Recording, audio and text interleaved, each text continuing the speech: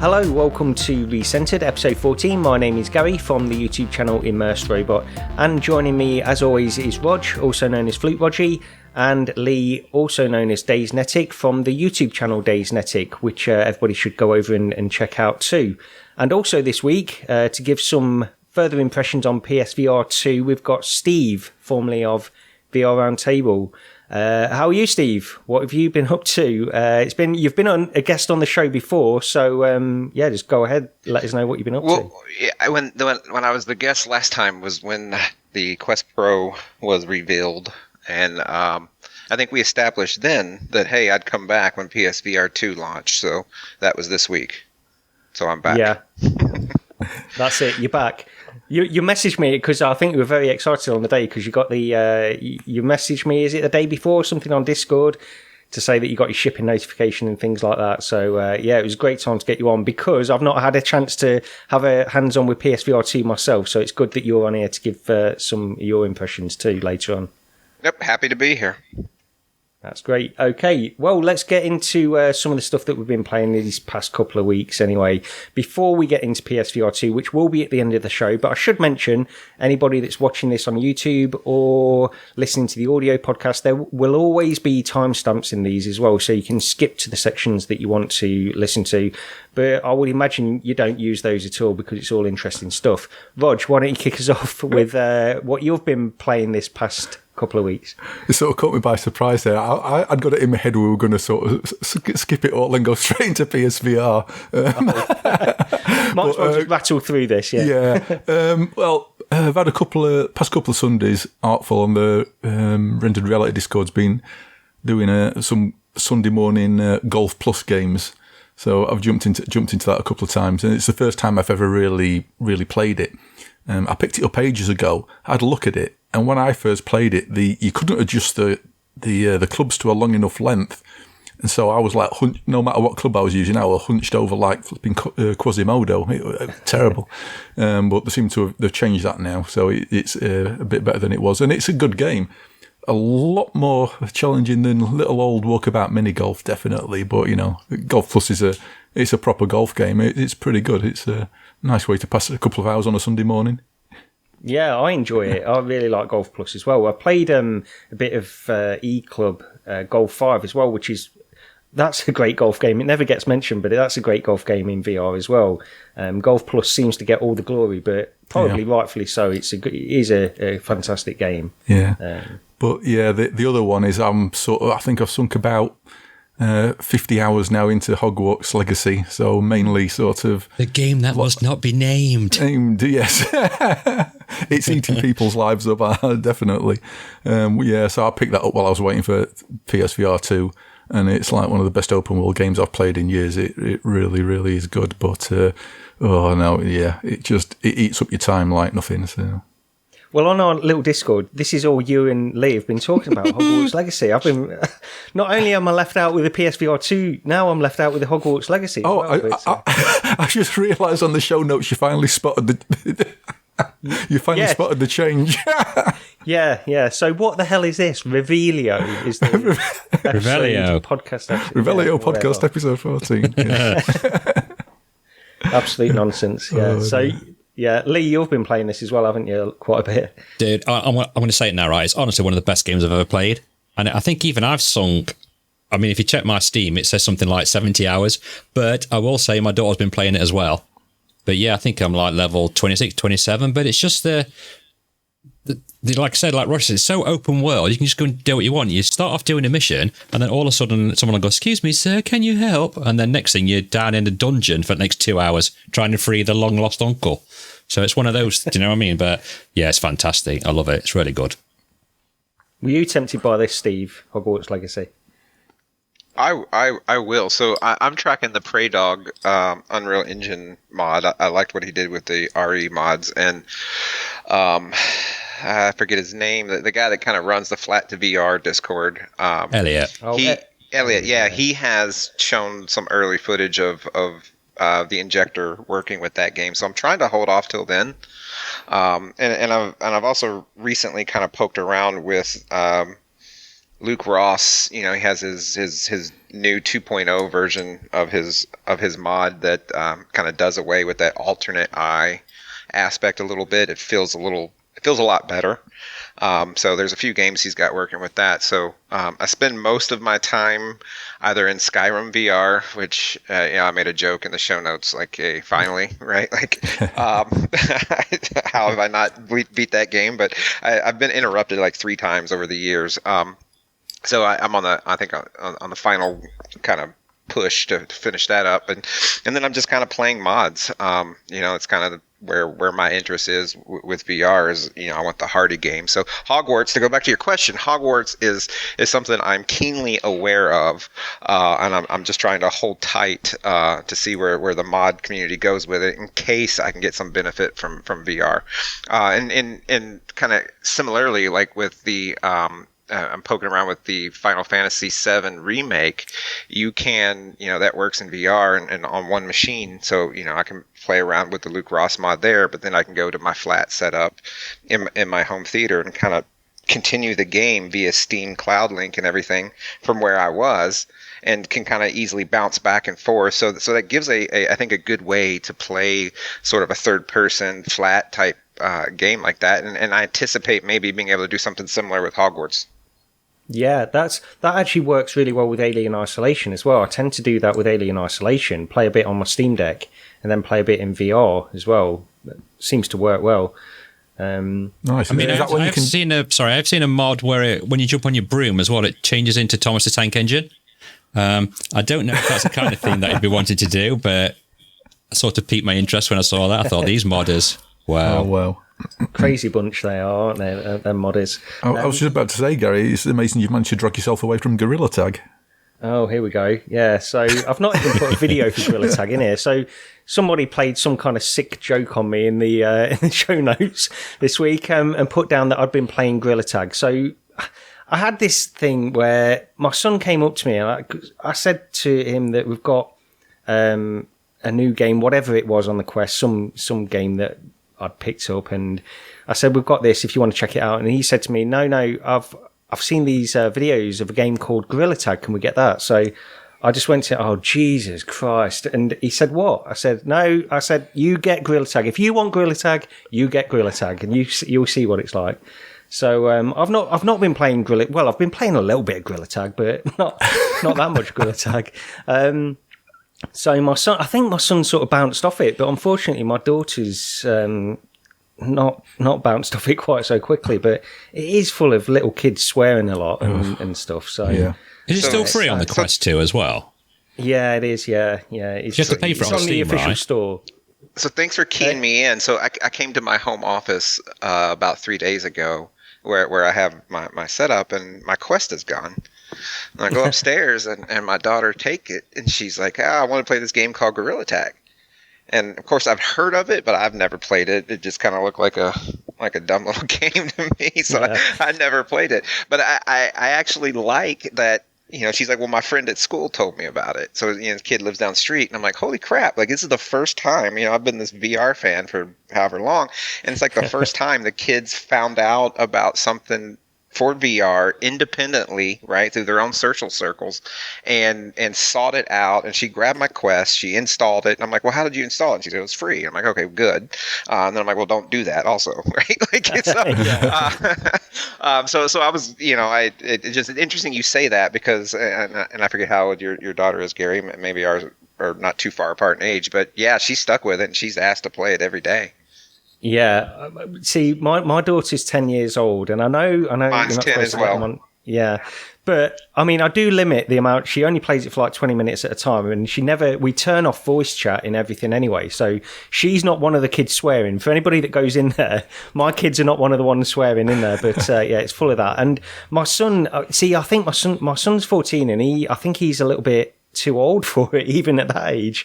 He sort of said there's a lot of little kids swearing in here, and he just sort of seemed to bounce off it pretty quickly. But we've spent too long on Gorilla Tag already. How did that happen, Rog? I haven't pushed it out. Right. Don't blame me. what else have you been playing, Lee? Anything else you want to mention anyway before we crack on? Yeah, I mean, I jumped in with Rog and Artful and played some Golf Plus. I got a plus 48, so I don't know if that's good or bad. I'm guessing it's pretty bad. But, I mean, the greens were a nightmare because Artful put it on, like, mixed greens, didn't they? So we didn't know if they were slow, fast, medium. So, yeah, that was really quite tricky. But I've also been playing... I mean, if you want me to mention the cabin now, I can mention that. We'll go into that in new releases. So, I think you and Rog have played a bit of the cabin. I'll play the tutorial. Steve, I don't know if you've played any of the cabin, have you? It's all on Quest. No, I mostly steer clear of standalone titles. I'm too much of a fidelity junkie. Yeah. Well, we'll get into the cabin a bit later on anyway. But, Steve, is there anything else you want to mention that you've been up to or been playing past couple of weeks? Nope, nothing other than the PSVR that we're going to get into later. Yeah, we'll get into that. Okay, Lee, so a couple of weeks ago we did this competition, didn't we, for a key for Windlands 2? Yep. And you sorted out, let me just find this video. We've got the announcement of the winner here now. I'm going to play the video on the YouTube show. Imaginary drum roll. Exactly, yeah. So it's like a wheel that spins round. This is audio described for the people on the audio podcast. Yeah. Wheel that spins round, and it stops on Fitz UK. So Fitz, you are now the proud owner of Windlands 2 on the Quest 2. So Lee, I think you've got the key for this, haven't you? I have, yeah. I will DM Fitz. I think he follows our brand new Twitter, Recentered VR, doesn't he? So I will DM you, Fitz, on there and send the key across for you. Yeah, that's good. So congratulations. It's a great game. I mean, actually, Steve, have you? I know you've probably not picked it up on the Quest 2, but do you remember Windlands 2? Oh, of course. Like Windlands 2 was a really good game, and I remember it gave a. I think I even made a quote on VR Roundtable, and the developers tweeted my quote out somewhere. But basically, you felt like, I remember feeling kind of like a badass Spider-Man that was shooting, and I remember that first boss battle at the end of the first level, and yeah, it was a really good VR-fied feeling title. Yeah, it is. Gives you stuff you can't really do in that way on other VR titles. I mean, I know this swinging mechanics. I've got to say, like the one in Windlands 2 is probably the best one I've used of that kind of mechanic. But yeah, it's a good game. So congratulations to Fitz, and we'll be in touch with the key for that.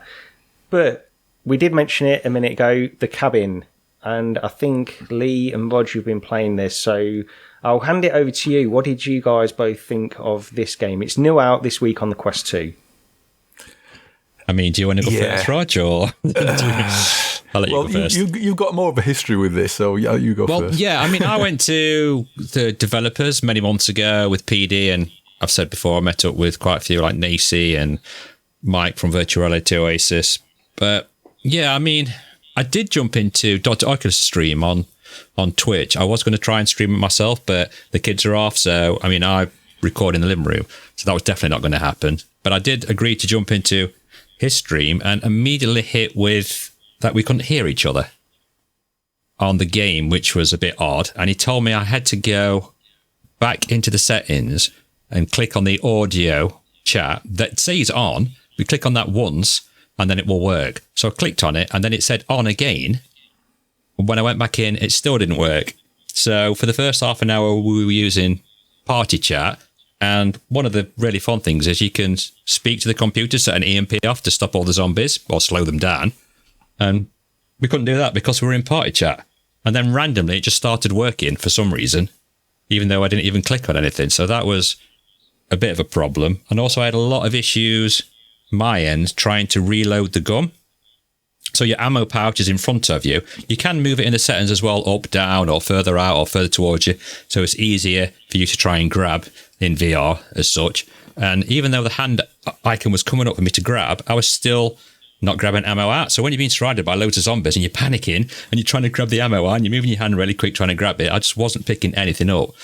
And I think all this was supposed to be fixed in a patch. Now, 4 days after release, they did a 1.2 gig patch, which is quite hefty to fix a few things.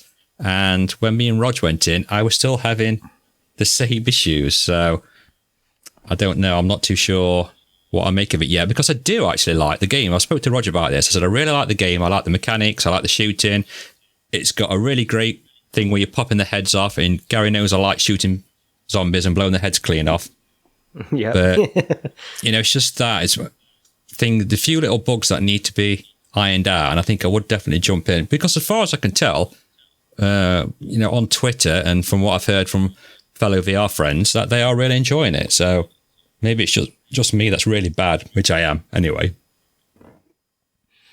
Yeah, what did you think, Rog? Go on. Yeah, I mean, I jumped into this with Sean and with Lee later on. I had lots of issues. Again, when first time me and Sean played, we had problems getting multiplayer even working. But we finally got into there, and this was pre-patch. The performance was pretty bad. But even after that, when me and Lee were playing, I don't think it's particularly great. When you first start out, if you're doing the tutorial or when you're first in the first room before the zombies start coming at you, because basically, I suppose it helps if we describe what the game is. Basically, you're in a cabin, and it's a bit Left 4 Dead like. In fact, you've got to try and sort of fend off the zombie hordes until you can get evac'd.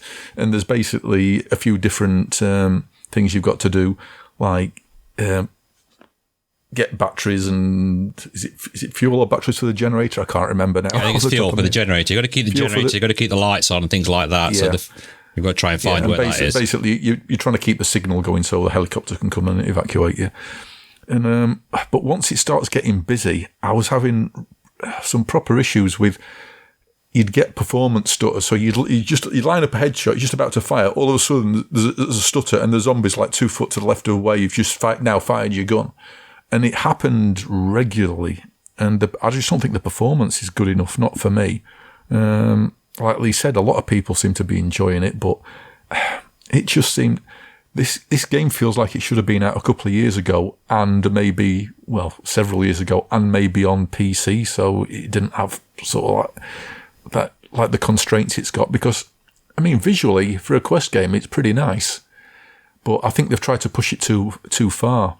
They've said they're running using like asynchronous space warp or whatever similar technique to get it working, and you can sort of tell it's just you can see things stuttering through the world. Like the person you're playing with, they don't move about smoothly. You can see them sort of moving in discrete steps. Right, and the zombies, most of the time they're okay, but like I say, every now and again you'll just get performance issues where it'll cause you to miss a shot, or suddenly they'll be at one end of the room and then suddenly they're sort of really quite a bit closer to you, sort of like in a single frame. It's just the performance was, it put me off the game. I really can't sort of say whether I'd really like it or not, because it annoyed me that much. It definitely swayed my opinion of I just don't want to bother with this anymore. I mean, this isn't a game for the faint-hearted either. It's super hard, right, Roger? I mean, you get a finite amount of ammo to start with, and while you're shooting the zombies, there is a chance that they will drop ammo so you can pick up. But the games we played, I think they dropped one pack of ammo. There was one. Didn't we play like 3 games back to back, and one lot of ammo dropped, and that was it. So there's like some proper balancing and maybe sort of potentially sort of bugs what still need fixing. I mean, you do accumulate points. Every time you kill a zombie, you get a point. And I think it's split. Well, it's not split between you, but you can both see how many you've got on like a wristwatch. And you use these points to grab onto, what do you kind of say, like a handle near the doors. It'll say 5 or 10 or 20, and you use those points to open doors to get through to other parts of the cabin where you could perhaps pick some ammo up by using points for that. And the aim is to keep the battery working, because the zombies will smash that, and they'll also try and smash the fuel on the generator as well. So you've got to keep finding areas for that. But I don't think we even got out the cabin, right? Because we just kept getting hammered. Well, we kept running out of ammo. Yeah. It's like all the points we were getting, we'd get enough points maybe to open a door up, but we had to literally spend it on an ammo crate because there was no ammo, because nothing had been dropped. So we got stuck in this catch-22 situation of all we're doing here is treading water. And I was trying to throw knives, cups, plates, because you can pick all those up as well and throw them, which is quite good fun. But yeah, I still had that issue with trying to get the ammo out, and I just struggled. As soon as you've got 3 or 4 zombies coming at you, you need to load that gun there and then and blast them away. And if you can't get that ammo out, maybe it's just on a client side, because I don't know if you had that issue, Rog, because you were hosting, right? No, I didn't really have a problem with the ammo reloading. Maybe on the odd occasion, but more or less it was okay for me. Yeah. Yeah, I've heard like it's got relatively good reviews and stuff, but I don't know if anyone's even mentioned like the performance stuff, because when I went in, I just played through the tutorial, and you sort of get this test wave that guides you through and stuff. And performance was okay. The animation on the zombies and stuff like that, I mean, I can't say it was great, but it's a quest game at the end of the day, so you know, I'm okay with that kind of stuff. But the I guess a lot of it comes down to if you're playing, because it's 2-player co-op. Yeah. And it's when you're playing with somebody else that you get these issues. And we see this a lot in multiplayer games on the Quest. It does drop performance whenever you're in sort of a network match. But this is only 2 players, so you would think they'd be able to have that under control anyway. But yeah. I mean, to be honest, part of the reason I didn't go into this, I just didn't get a chance this week to go in. I did make plans with Lee, didn't I? Yeah. Earlier on in the week, tried to get some more impressions on this. I just couldn't do it. But it's honestly not really my kind of game anyway. Although, you know, a lot of people seem to enjoy it at least. I know, because Mac in VR, I was watching him. He seems to think it's one of the best sort of zombie shooters, doesn't he? Well, Mac did really well when we went to the studio day. He was loving it. He was playing it like non-stop. And I you know, I suppose it's who you're playing with, and Flutes kind of drew the short straw by playing with me anyway, because I don't think I would survive very long in a zombie apocalypse, you know what I mean? But like I said, I do like the fast action pace, and it just gives you that sense of panic whether you see all these zombies coming towards you, and when you're blowing their heads off, it gives you that satisfaction, and you're giggling and you're shouting. Well, I am anyway. But yeah, it's just I really like this to be 4-player, but whether that's something they'll be able to do in the future, and just sort these bugs, because some of the bugs that I've just been speaking about were supposed to be fixed in the patch. So I don't know whether it's just my version or something's just not quite right. That, you know, they're jumping straight into a game and the audio not be able to hear each other is definitely something that needs to be sorted. I mean, they may have sorted it now, I don't know, but that was troubling. I mean, after the fall is probably... because I like that game, I do like it. Again, it's not really my kind of thing that I would usually play, but when I have been in there multiplayer with people that I know, I've had a really good time in there, and that performs really well, and it looks great as well on the Quest 2. So, you know, maybe it just needs a bit of tweaking or something like that. But like you were saying, Rog, the difficulty, I mean, people have mentioned this. I mean, that's pretty much undisputed, isn't it? The fact that it's very, very difficult, this game. I mean, it is designed like that anyway. I mean, the developers have said it's designed to be super hard, so you keep going and you keep leveling yourself up, get more XP, getting more better things for your guns, and then eventually you can make it out. I think you've got to be in that sort of mindset of you need to be the sort of person who likes that sort of thing. The challenge of it, And then I'm just not, it's just not for me, I don't think. I mean, after the fall sort of got criticised for the lack of content, but I mean, the cabin seems infinitely less content than after the fall. Well, I did see a comment saying that the difficulty seems to be artificially high in order to prolong the game. Somebody did say that, but, you know, we'll see. I mean, I'm sure if there's enough people playing it, hopefully, and it will get sort of patches and additions to it as well. So, well, I mean, I saw a tweet today saying it's on the meta table, you know, on the what to play and for meta. So, yeah, I think it seems to be doing really well. It just seems to be me that always has these problems. Do you get the impression, though, like, as we go further on and more people come into VR, the more, like on the Quest 2, for example, where we do see games now and again that do have performance issues on that standalone platform, that people that are coming in now are just accustomed to it. They just accept it as what VR is. It's part of VR. Whereas if you started it, you know, a number of years ago, we were under the impression that anything below 90 hertz we're going to be throwing up all over the place. This is when VR first came back, I mean, when it was the original Oculus team, they hammered repeatedly again and again and again, you've got to keep the frame rate. You can't drop a frame. And that was like a mantra. Yeah. And that just, people don't seem to care now. No. Yeah, okay. Well, that's the cabin. We'll keep up with that, and if if it gets patches and updates and stuff like that, we'll report back on it, because it's fingers definitely got crossed. some promise. Because a lot of people do like it, so it's got to have something there for some people, definitely. And hopefully it has something for you guys, because I have 3 sets of keys to give away. Indeed, yes. Go on. I forgot about this. I didn't see that bit, actually. Oh, I've not. I actually put it on the show notes, so I do apologise. That's my fault. I was very kindly given some keys by Darby from Soul Assembly, who, well, she gave me 5, but I've managed to use 1 more as well. So sooner than give 6 keys out and do 6 rolls of the spinny wheel, which would be an absolute nightmare, I thought it'd be best if we just give 3 sets of keys out, so you and a friend can win a chance to, can win the game. So you can play with a friend. Hopefully all patched and all running cool.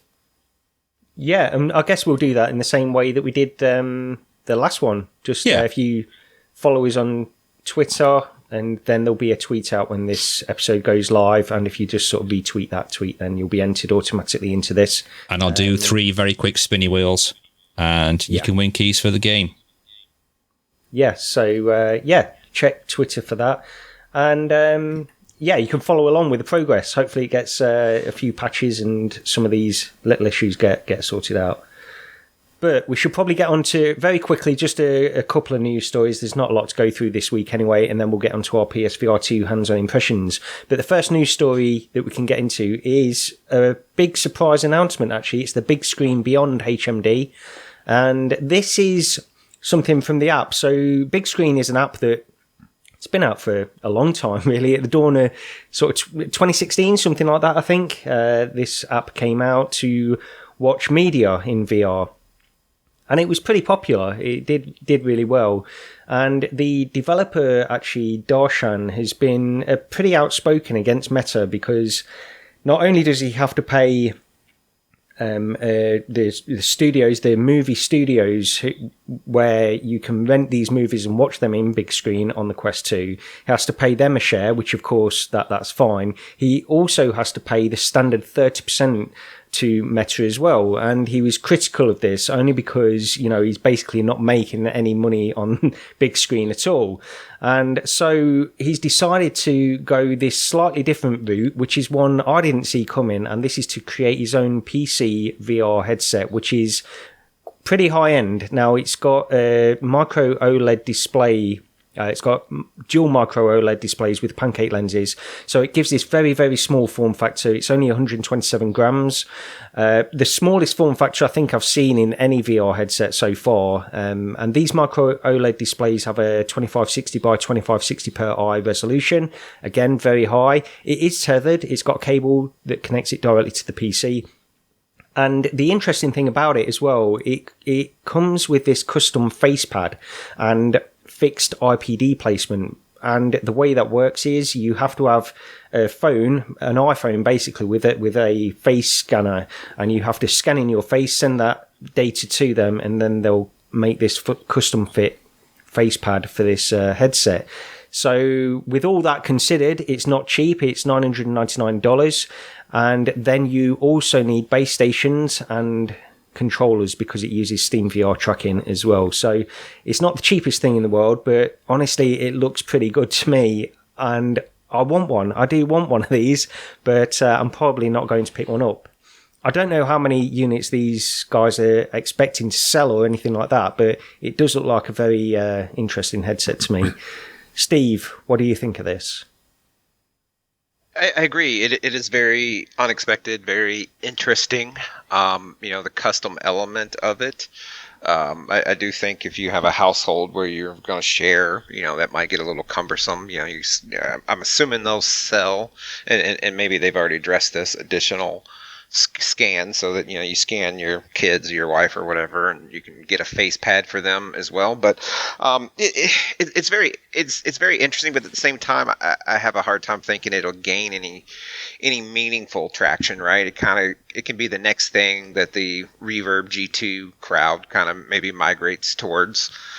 Maybe they'll snake some sales away from Varo or Pimax or whatever. But for me, I don't know that I can go back to putting base stations on the wall again, right? Like, and I get that is a superior form of tracking than inside out, but it's also a thing you got to deal with. And so I think Inside Out has progressed well enough that should go away. But I also understand how Big Screen landed here, right? Right? They're developing the headset. They're not developing a tracking solution. They're not developing controllers. Controllers are a difficult thing to do and do right. And, Meta, is certainly not going to let them in on that pie. So that really only leaves Steam VR as an option for them. So I get how they got there from a business perspective. But, yeah, I don't know. It just, if it was cheaper, I think it might get a lot more splash. But I feel at that $1,000 price point, plus already having the other gear, thrown into the equation, I have a hard time visioning it having any major success. Yeah, I'm completely with you on that. I think you're exactly right. One of the first things I mentioned to Rog when we were talking about this on Discord, I said the fact is it's got base stations, and it's a hassle again to have those. It's not a major hassle once they're set up. It's all fine, but you do, like you were saying, Steve, you do get the impression like Inside Out tracking is, apart from a very few use cases, it's pretty much good enough for me now. I don't really want to go back to those base stations anymore.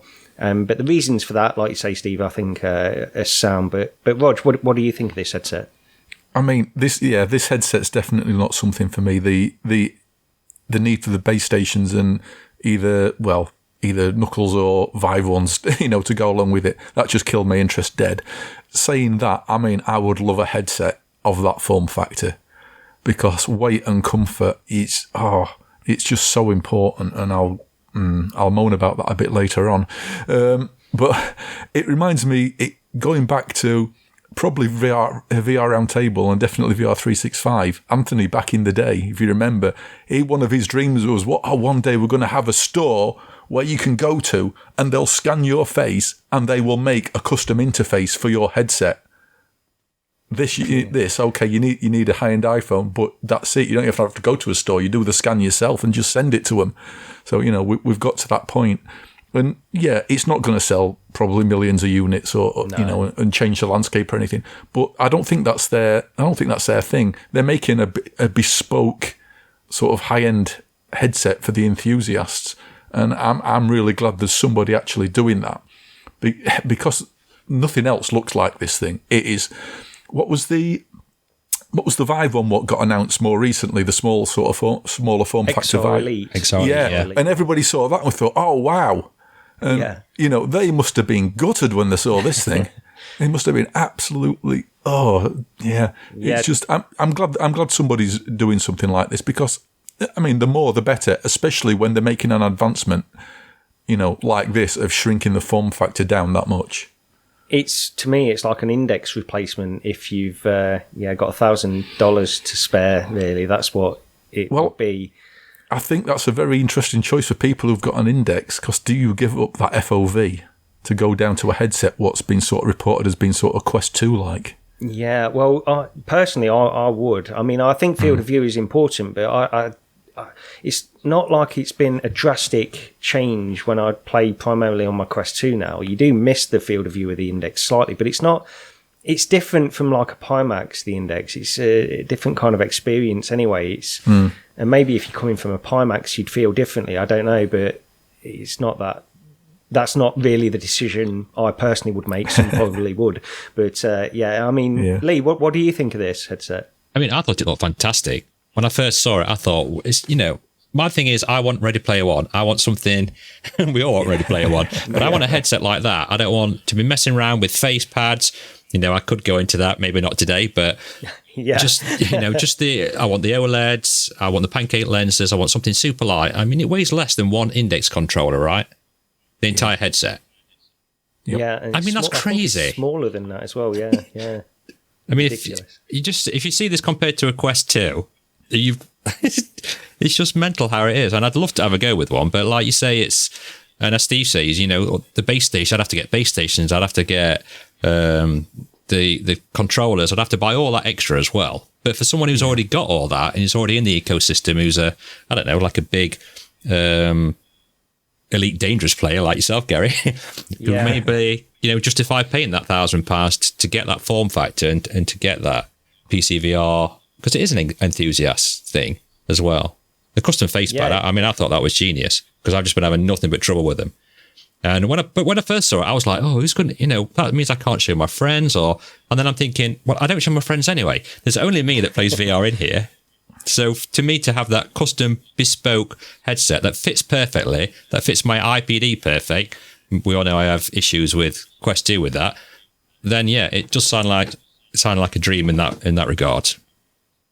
Yeah, I'd love to try Elite Dangerous in this headset. That's one of the things I immediately thought of, honestly, when I saw this. But I've just sold my Index, so I've not got any base stations or controllers anymore. So that's an added cost, and I don't know how much that adds on. I've not even checked the prices. I can't remember the prices of those now. But you're probably talking good, $400 on top, $1,400 in total, maybe. So it's just too much, and it's not going to be a massive success or anything like that, but I think it's almost like they're proving a point almost with this headset. It seems to be more like a statement than anything else, because they surely can't expect too many people to pick this up. But no, I think if they sell enough, if they sell what they're wanting to sell, then it establishes a foothold for them, and they might come out with something a bit more, a bit more sort of general consumer focused after that, maybe. Yeah, definitely. Okay, well, we can. There's just a couple of quick things to mention on this as well. So there was Team Beef again. They're back at it, doing some more ports, and this time it's Quake 4 on the Quest.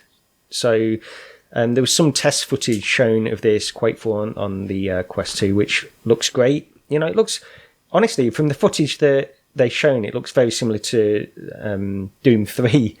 To me, but I've never played Quake 4. What about you guys? Lee, have you ever played Quake 4? It rings a bell. I'm thinking I played it a very, very long time ago, right? I mean, how many years ago is this? Yeah, we're talking. It's right about the bit after Half-Life type of thing, isn't it? The Quake ones, but we're talking like buy it on CD-ROM sort of. Yeah, definitely. Yeah. So I do remember if it's got some sort of symbol on the front of the case, it's kind of coming back to me a little bit. But I do like those type of games, and they do seem to work well, being ported for the Quest as well.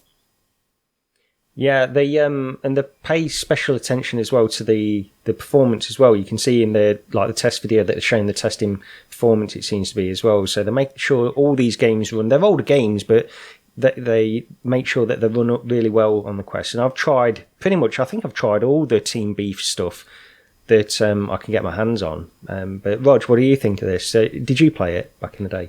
Oh yeah, I've still got all the boxed copies, I think, in the attic somewhere.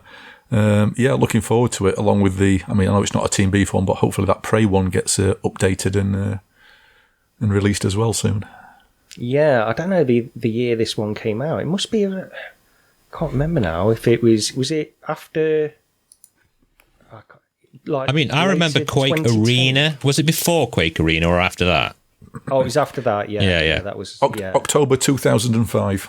There we go. Right, okay, yeah. So it's one of the newer ones, isn't it? I mean, that Prey that you were talking about there, Rog, that would have been 2006, I think, that one.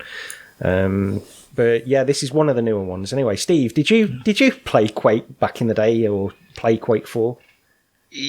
Yeah, I'm sure I have, in some form or the other. I don't really.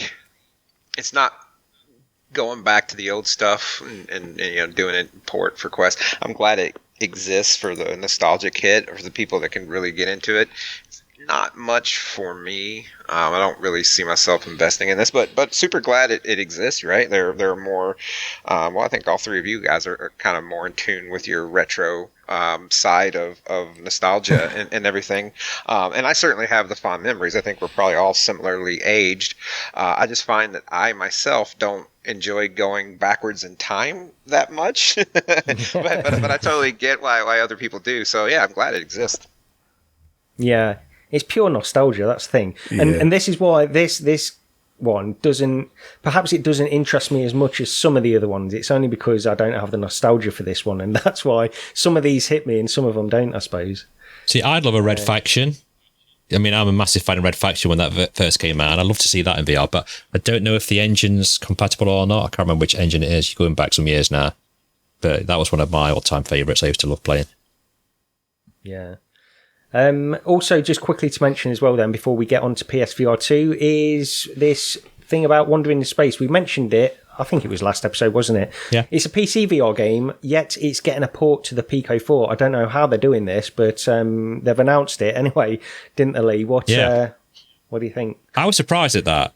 I don't. Yeah, I just hope they're not trying to do everything at once. I don't know what you guys think. Do you know what I mean? I'd like them to concentrate on the PC, because as far as I could tell, they were completely overhauling the single player aspect of the game. They was trying to introduce multiplayer to it, and then all of a sudden we're releasing it on Pico 4 as well. So I just hope they've got enough. I mean, I don't know what the manpower is and things like that on it, but I just really wanted them to get this PC VR version dialed in, because it's definitely got the potential to be something quite special. Yeah, it's got issues though. It's got performance issues even on PC. Yeah. So I mean, I don't know how it's going to look or how it's going to run in a Pico 4, but we'll see. If it actually turns out that they can do it, then great. But anyway, we should probably get on to the main topic of the show, which is PSVR 2, of course. And so just to get this into some kind of context, Steve has picked up a PSVR 2. You've had some hands-on with it for the past couple of days. Rog, exactly the same.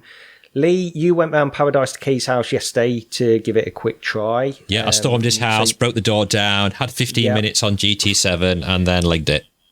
And then legged it with all that destruction behind you. Yeah.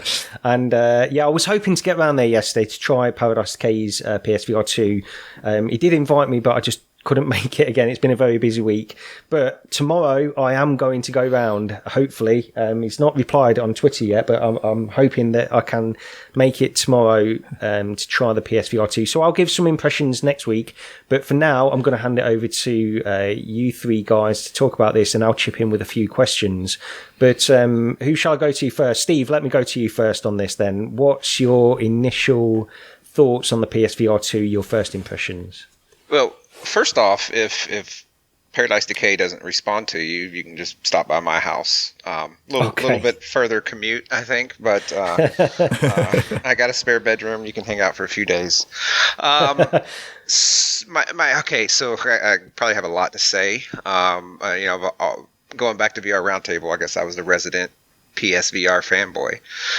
So my initial, right? So we can get into setup, all the other things, but kind of once you get through setup, and the setup process is fine. There's a few things I'd change about it, and a lot of the kind of the key long time VR content creators and such kind of have all chimed in that it should, once you're done with setup, they would like you to go into some sort of virtual home or something, rather than just a flat screen, standard PS5 menu. That's what PSVR 1 did, right? So PSVR 2 is not doing anything differently there. I tend to agree with them. I think it would make a better first impression if we went into a VR space. But setting that aspect of impression aside, and just kind of that initial hit of what does it look like, what does it feel like? My initial kind of the first 2-3 minutes, so I'll just kind of put it like real initial. I was hot and cold. At first I was like, whoa, the resolution isn't as sharp as I thought it might be. The colors and the blacks, it's been a long time since I've been in an OLED headset, right? That stood out like, ooh, big improvement. Comfort and all was great. But the first game I played was Call of the Mountain, and I'd imagine a lot of people, the first game they're going to play is Call of the Mountain. And that game has a sort of reminds me of like a temporal anti-aliasing, and it gives it a real strong sort of blur. And I hate that. I'm the type of person that will generally turn anti-aliasing off if it's too blurry, and I'll deal with some pixel noise and jaggies for that crispness. So Call of the Mountain is not for someone like me. It didn't make a first great hit. Now, setting acuity aside, I think the colors, all of that, so it was, like I said, it was really hot, cold. Like, it was a lot of things to like, and there was some to not like, and I won't expand on it too much past that initial concept. But I will say that once I moved past Call of the Mountain, some of the other titles, the impression shot up, and I started to like the headset a lot more from a fidelity perspective. Okay, yeah. Rog, what about you on your first impressions? Now, I've been sort of holding back my expectations or keeping them in check, really, I think. Especially after we got sort of like the initial sort of impressions from people. Especially the ones saying sort of like, well, yes, there's some, like you can see some mirror or there's reprojection or whatever.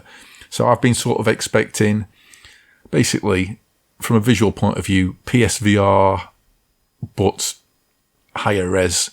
And I jumped into Horizon as well. And that's basically what it sort of really gave me, I think.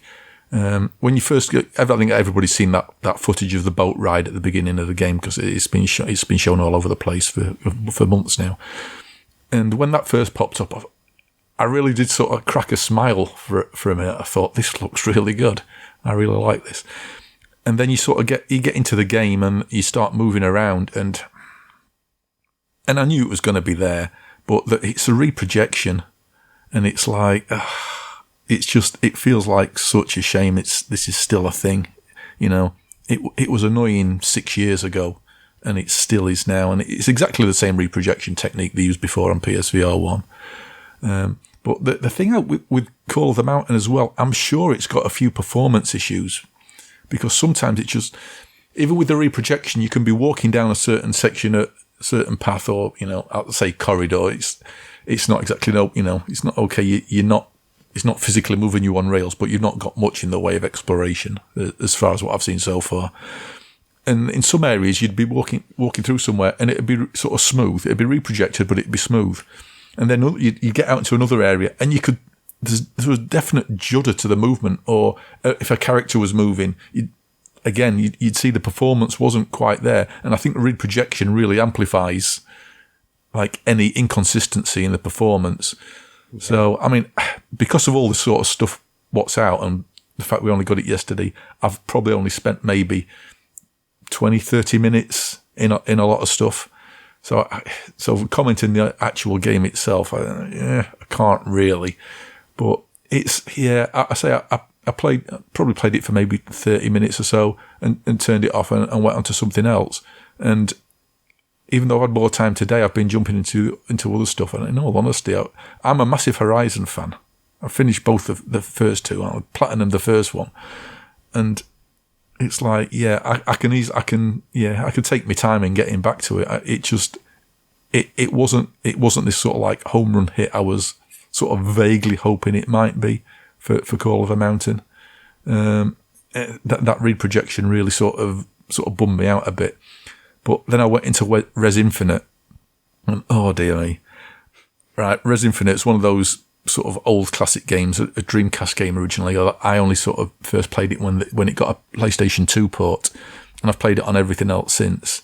And it's like a vectorized, stylized sort of shoot 'em up, and it's just, I don't know. I've just got a lot. Oh, I've got a lot of nostalgia for it, but I just really like the game as well. And this is the best version I've ever played. The vibrancy of the colours and the sort of like the proper black levels just absolutely make this pop compared to anything else I've played it on before. It's just so good. If you're a Res Infinite fan, you need to see this. It runs smooth. It looks great, and it was the first. I think probably one of the first sort of examples of seeing that when you've got an area of blackness, it is black. And unlike PSVR 1, where a lot of the time you'd go into an area that was supposed to be black, but you'd still see like that Miura pattern overlaid onto it, and that used to ruin really dark scenes for me on PlayStation VR 1. On PSVR 2, if you've got an area of total blackness, it is black, and there's nothing else discolouring that. It just looks really, really good. So yeah, I've sort of been impressed with it, sort of like the vibrancy and the colour, the colour levels and the black levels and everything. But it's the reprojection is just, I think it might be spoiling some games for me now. It's just, this is 6 years later and it's still doing the same thing. They should have got rid of that 60 to 120 hertz mode. Yeah, and they should, for the lower end, they should have maybe put like... or given an option. I'm right there with you. The biggest distraction I think I had, I mentioned that the Call of the Mountain was too anti-alias for me. The next thing that I noticed was just the constant reprojection. And I've played, on the Quest, a lot of time at 72 hertz, and I just wish they'd give us a choice. I feel like I would give me a 72 hertz option, and maybe the game can't hit 72 hertz. Well, give me the 60 hertz option. The Pimax had 60 hertz options, and I kind of got used to that. So give the user a choice. And I get it's a consumer product, and they want first timers to not barf all over the place, but hide it in the advanced menu and make me click where I accept the warning every time I turn it on or something. But give me the option. And I think a native mode would catapult my first day experience of the product. Yeah, I couldn't agree more. I still just said the same thing to somebody else the other day. Because with 60 hertz, I can see slight flicker, at least on an LCD panel. I don't know about on an OLED, but I can live with it if it means it runs smoothly. And it's 60 FPS at 60 hertz looks way better than 60 FPS reprojected, because you don't see the reprojection, because there isn't any. But yeah, if, like you say, a 72 hertz option as well, give developers more choice. Maybe they can't hit 90 hertz or 120 hertz, but maybe they might be able to hit 72. Yeah. So the more options, the better. Just quickly on reprojection before I get over to Lee's first impressions. One of the things that I saw mentioned in some of the reviews or some of the hands-on with it is I think Ben Lang mentioned this actually in his RotoVR article, where he was saying that even if you move your head, so rotational head movement on Call of the Mountain was blurry as well, which doesn't usually happen on reprojection. Did you notice that, or is it smooth on rotational head movement? No, I noticed it blur for sure, with rotation as well. I've seen comments about it on Twitter with people saying it's ghosting when they're moving the head, so they probably mean the same thing as well. I honestly can't. Maybe I just wasn't looking. I don't know. I don't recall seeing that. I know when you rotate around in it, the reprojection is absolutely blatant. But I don't recall it being bad when I was just actually physically turning my head. But I can't recall. And for anybody who's listening and saying, "Oh, it doesn't matter" or whatever, do yourself a favour, and well, maybe it's not doing yourself a favour, but try this, because there's demos for both. There's a few demos for different games on the store. Horizon Call of the Mountain's one of them. Another one's the Star Wars Tales from the Galaxy's Edge. Both have got demos. Download them both. Go into Horizon, just move about, get your hand in front of your face, and just move it backwards and forwards, and you can clearly see the double image of the reprojection of it ghosting. Yeah.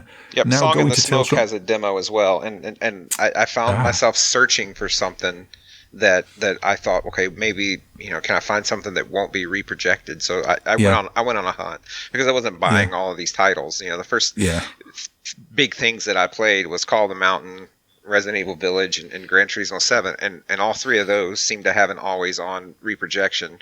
I can get into Gran Turismo 7. It impacts it a lot less because it's a stationary racing game, right? So you're not using motion controllers, so that title shines for me. But yeah, I went and downloaded Song in the Smoke, and I also did the upgrade for Thumper, since I already had that in my library. I haven't played Thumper yet, but it's good. Very, very much with Song in the Smoke, it was like, okay, now I'm not reprojecting. It's smooth. The headset's crisp. So I think if you like that game, the PSVR2 variant of it might be the winner of everywhere else it's available. So yeah, I mean, I think I don't want to sound like I'm making reprojection. It is probably my biggest complaint, but it's not. I'm not suggesting that the product isn't good or that someone shouldn't buy it purely because of that element. But I think it is a really big note, because here we are on launch day. The PS5 is what it is. It's not, unless they do a PS5 Pro or something soon. This is it, right? Like, They either need to improve the reprojection model, or release a PS5 Pro, because I don't know what other levers they're going to have in their bag to solve that. So and that's that's more of the system, the headset itself, right? It's not reprojecting, right? So like I think to date it's probably the best consumer headset that I've tried, and I know everyone's talked about we've plugged it into a PC and Sony's not going to release drivers for it, but if for some reason this headset could become a PC VR headset, especially at $550. I think it's it's a fantastic product. It looks pretty good. Mira's there, but the eye tracking works really well. And to me, it's the first, real. I mean, I've not used a Quest Pro, but it's the first consumer product where you have well functioning eye tracking that unless you know better, you don't even know it's there.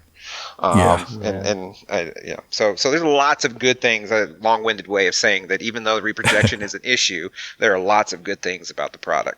Yeah, definitely. But say if you definitely go then. Song in the Smoke, I'll have to check that one out. But Song in the Smoke then, or the Star Wars demo, load that up and just move your hand about in front of your face, and you'll see that there's no ghosting like there is in Horizon or Resident Evil 8 even.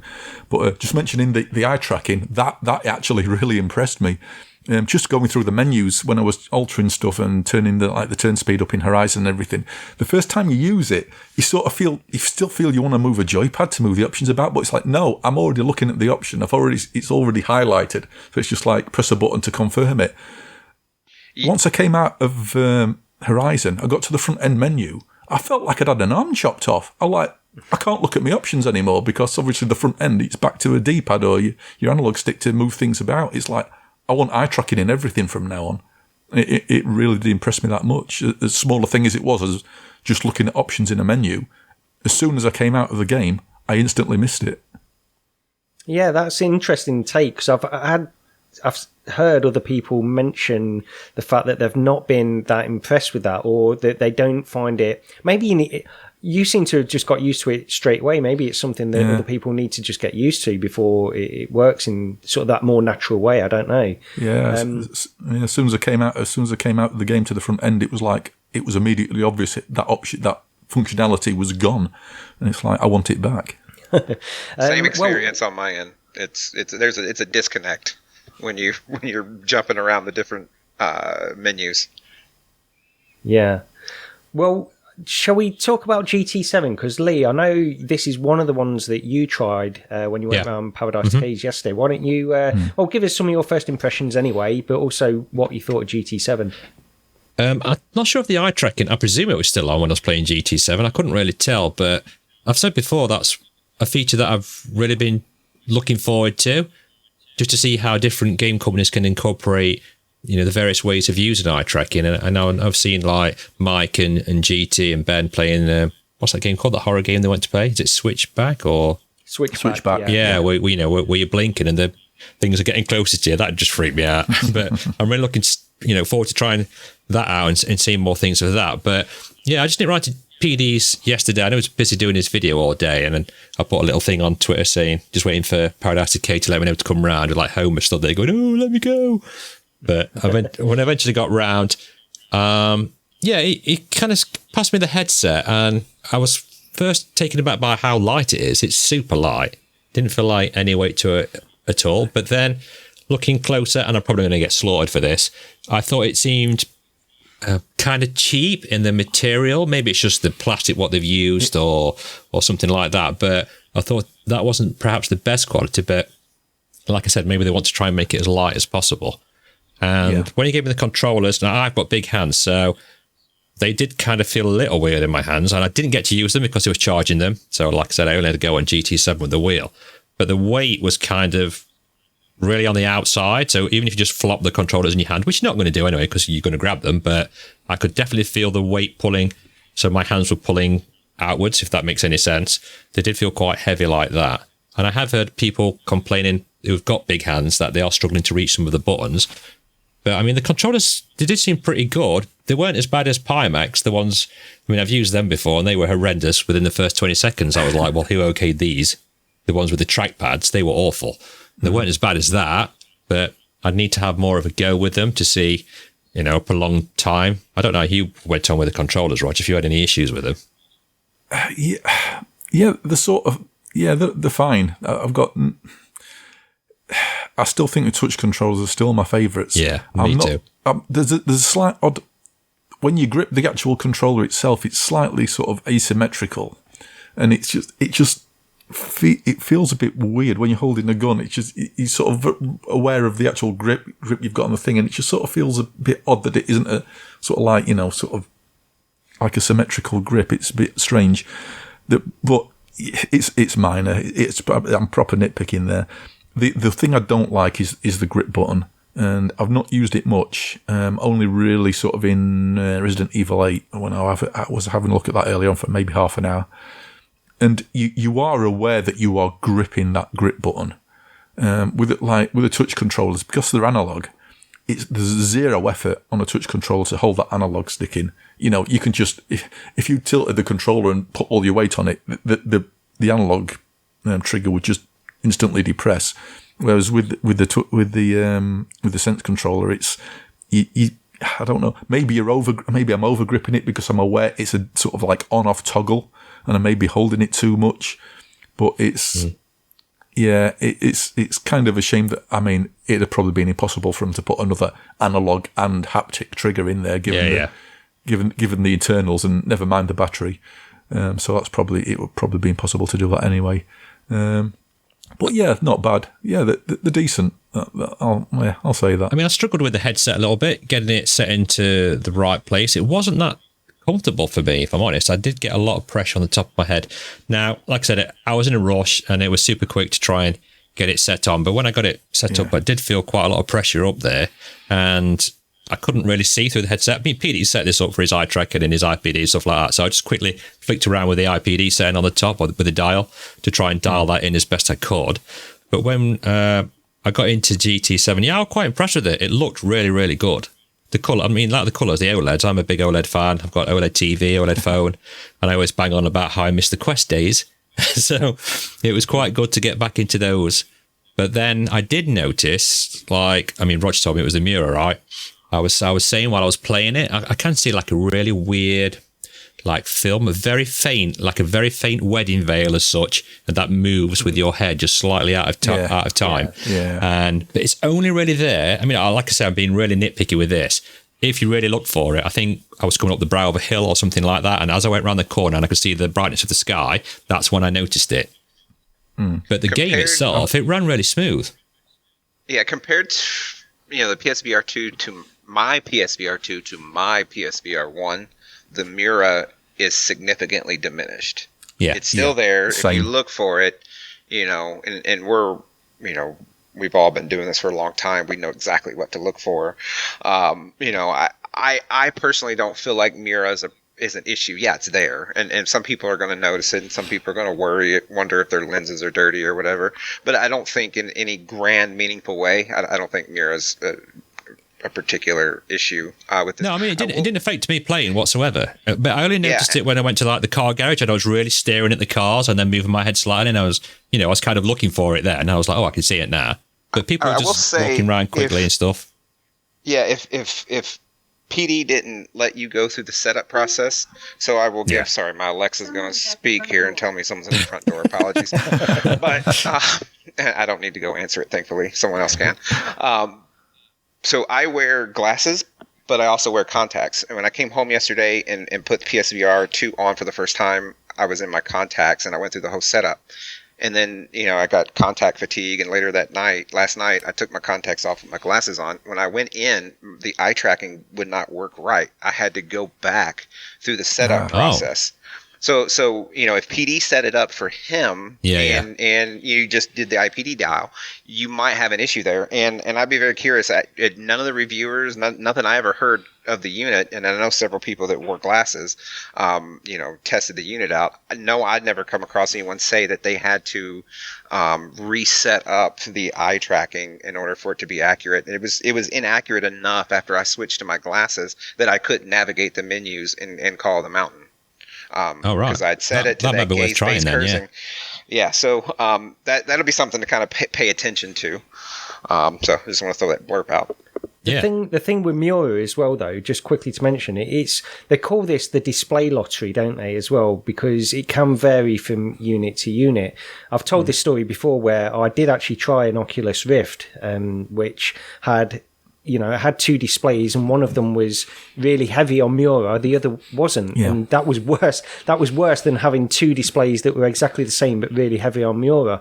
So it can vary from display to display. So I think some people will have units which probably display this a bit more than certain other ones. Although I will say I saw it on PSVR 1, but it was never an issue that made it where I felt like, I can't use this unit or anything like that. But I suppose it depends on how bad it can get. Yeah. I mean, on my PSVR 1, it was something that I noticed for 90% of the time.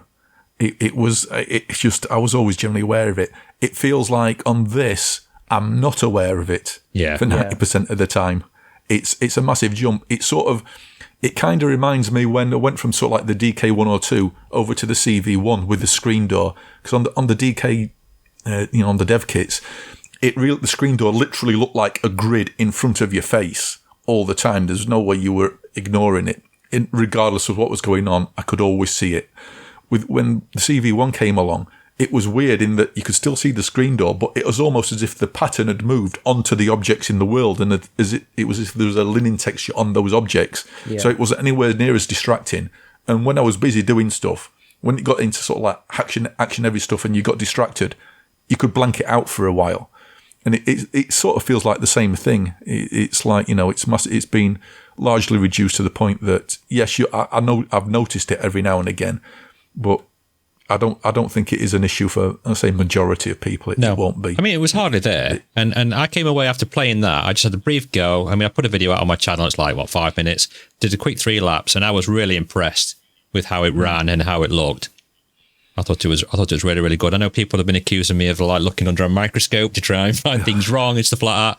And I'm not, I'm just saying things that I saw, and I only saw it that little bit when I went up a hill and saw the sky. So maybe it's something like that, but I can't remember seeing it on my original Quest, but maybe, that's gone back some years. Maybe it was there and I just didn't register it as such. Well, Oculus were generally pretty good at, let's say, it's that SPUD file, wasn't it? They seem to factory calibrate stuff, and I think the ones that were bad, maybe it was the calibration process, maybe the SPUD file just wasn't the right for that particular unit more than anything. Whereas with PSVR, they're not trying to do anything to mitigate it. So everybody, I think, is probably going to get more or less an equal unit compared to maybe a miscalibrated attempt at trying to remove the Miura that Oculus used to do. But it saying that, it's like, I wish there'd been an attempt. It's like Oculus did this 6 or 7 years ago. They had a method of sort of mitigating the worst of it for most units. Yeah, but Sony just haven't bothered. Just on that SPUD thing, because I can vaguely remember that popping up, but I don't know a lot about it. To my knowledge, it was like a color calibration thing that when you enabled it, it would reduce the Miura effect, but it could impact other stuff. It could have negative effects as well, like overall brightness of the display and stuff like that. Is that your understanding, Roger, as well? Or? Yeah, apparently there were trade-offs. I think one of the biggest ones was if you stopped using it to sort of, you could end up with Miura, but you could get rid of some of the sort of the black smear, what those headsets were known for as well, where that's like dark contrasty scenes, and you could see colours smearing across the display. So you could swap one for the other. Yeah. I just left it as it was. You're right. I had to fight that with the TP Cast wireless adapter because something about it wouldn't make it work right with the SPUD files. And you could go through and play with it. You, from what I remember, you were trading the Miura reduction with no Miura reduction and the pixels turning maybe more off. I don't know that we ever got pure black out of that headset. But I think what happened when you turned the SPUD file off, it allowed the headset to go darker on the blacks, which then enhanced the smearing, or not dehanced. I don't know. It made the smearing worse. And that was a trade-off that I remember all those years ago. I'd say, I want to talk about a high point of PSVR 2. It's no secret for anyone that knows me that I've been a huge Resident Evil fan. So I played Resident Evil 8 already flat. I did not know in the future there'd be a VR version on a PSVR 2 years later. I wish I would have waited, honestly. But I did play the first 45 minutes maybe. I got, spoilers, I got to the village, but everyone knows there's a village in it, and kind of got through the first kind of key action sequence, and it's a wintry kind of snowy gray palette, but then there's fire and some things catch on fire, and that HDR OLED pop, it's some of the best visuals I've had in VR. The Resident Evil 8 looks really impressive. In the PSVR 2, it is probably the definitive way, and if it went for that damn reprojection, it would be almost flawless for me. Very, very good execution. GT7. So I have a next level FGT little racing seat thing that I put my racing wheel on, and also have my HOTAS set up on that. And so I've not played GT7 on the wheel yet, but I've played some Project Cars over the years, kind of come and go with it.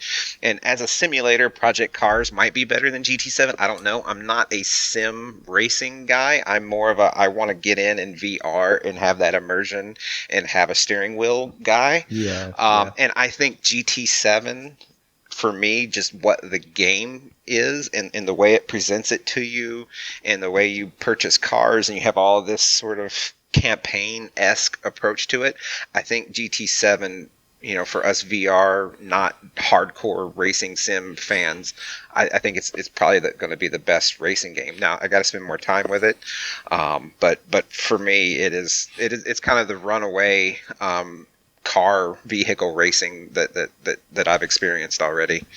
I think GT7 it's pretty much a heavy sim anyway, so it ranks alongside some of the biggest sims, I think. And I think you can. And I'm poking around. Yeah, you can get in there and you can adjust the camber and all that crap, right? If that's your jam, but the way they package it and let you just collect cars and you level up your collection badges and you can just go and race and not be someone who's worried about tinkering, and getting into shaving off 10 milliseconds off of your last lap, right? So they've made it a wider breadth product in what I've experienced on it so far than say a Project Cars, which is going to lean heavy for the PC sim crowd, and that game plays great, works great, but this is a little bit more gamified, if that makes any sense, than the hardcore sim, and I really appreciate that because that resonates with what I'm wanting out of a racing product. Exactly the same for me. It's just more approachable than a lot of the more sort of like the PC focused stuff, I think. I've always liked the GT games back to the PS1 and onwards. I've never been a massive racing sort of sim guy, but I've always bought the GT games, and there's just something about them that just, I don't know. Maybe it is that approachability. Yeah. I mean, I'm not a big driving fan either. Going back to the original GT, I can remember you trying to get all those licenses right so you could drive the better cars. Well, I think I failed at one of them, and that's as far as I got in the game. I never played it since because I could not do that Subaru. Whatever it was, in a certain time, I could not get that license, whether it was an A or S, something like that. And I never played it again. But jumping in that last night, people are going to be really surprised. If they're new to VR, and this is the first driving game they've tried in VR, it's definitely going to blow them away. Yeah, it's good. It's really good. It was definitely one of the more impressive things. I'd like to see, a rain course, maybe in a GT car, something like that, and see what that looks like with the mirrors. Because the car I was in didn't have no mirrors, and I know they work pretty well as well. So I'd love to see what that looks like. But I did like going on to the lenses very quickly. I was quite surprised at how good they were because I'm not the biggest Fresnel fan in the world. I think I made it quite clear that I'm not a keen of the Quest 2, and once you go pancake, I don't think you can ever go back, in my opinion, but I thought they were really good. I mean, I couldn't really see any rings on them at all, but I did get some slight glare if I wasn't looking directly central, and I did look up with some of the lettering, it did glare just a tiny little bit, but then I'm being picky again. So, but yeah, I really quite like the lenses on it. Well, we could probably... Sorry, Rog, I was just going to say, because I was... One of the things that people have mentioned how it's got less glare than the Quest 2. I don't really find that the Quest 2 has that much glare anyway, honestly. So if it's got less glare than that, then I'm good. I mean, to be honest, this is me coming from a Valve Index, of course, so maybe my perspective is slightly skewed, but what did you think on that? Well, I think it might depend on the quality of the lenses of your Quest 2, because we know for a fact that they vary. And it's like I can take my Quest 2 and put it alongside Tim's, and mine's got a lot more glare than his has. It's instantly noticeable. It's not you have to look for it. It is, you will notice straight away. But saying that, this is definitely, I think it's safe to say this is probably glare-wise, and God ray, I'd say there's no God rays. No, I didn't see it at all. There's some glare, but there's no God rays. No. But even the glare that's there, I think it's probably safe to say it's the least I've had on any headset. I always say my Rift S was the best, and I think this might be even better. So from a glare point of view, I've got no complaints. No, I mean, compared to my Quest 2, I mean, when I put my Quest 2 on, it's like looking at a J.J. Abrams film. It's that bad. It's every time I move my head like a couple of millimeters on the lettering, it's just glaring from every single angle. Mine's not like that at all. Mine's not nowhere near that. It's like, because I can understand, and glare on the Valve Index was bad, and that's one of the worst things on that headset. But the Quest 2, I've honestly never had any major issues with glare at all on that headset. I can only see it like I say on the letters and the writing. Sorry, I can only see it on that. You know, when I'm in game when I'm playing Walkabout Golf, I don't really see anything. So it's just on certain parts. Glare is a non-issue for me, really, on both the Quest 2 and the PSVR 2. I feel like we're at final stage for now, right? I don't know that there's any more juice to get from it, and you mentioned I've not been able to try pancake lenses. The PSVR 1 had those aspherical lenses, and it didn't have all the downsides of Fresnel. But of course, it had other downsides that trade off though. So I feel like this is the kind of the end of Fresnel really in terms of performance. I don't know what else they can do to make it any better. I'm hoping for a different lens technology. I think for first time VR users that have really never paid attention. Maybe this is their first headset, or maybe they've tried VR before, but they've only tried it, so they didn't get into the lens weeds like they inevitably will. I think they'll find that general Fresnel feel where when I look at on the social screen, everything's crisp and clear.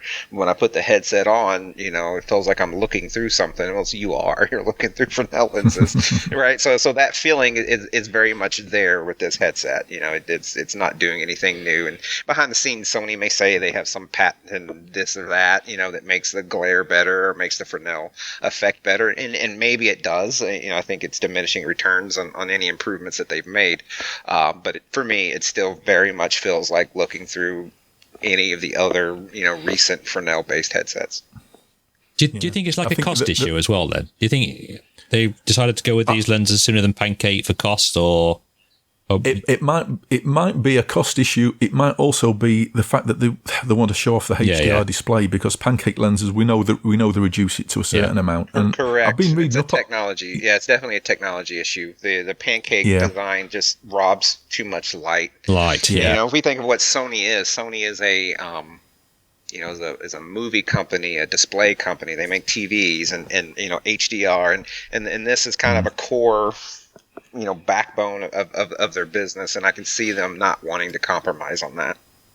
Yeah, definitely. I mean, the thing with Fresnel lenses is they focus light and transmit it better. Hence the reason they use them in lighthouses. It focuses the light, and they'll be wanting to show off that panel of theirs. Yeah, I mean, this is the thing. People complain about Fresnel lenses from back in like the original Rift and Vive and stuff like that. But there's a reason. There's a reason they use them. There's a reason they opted for them back in the day.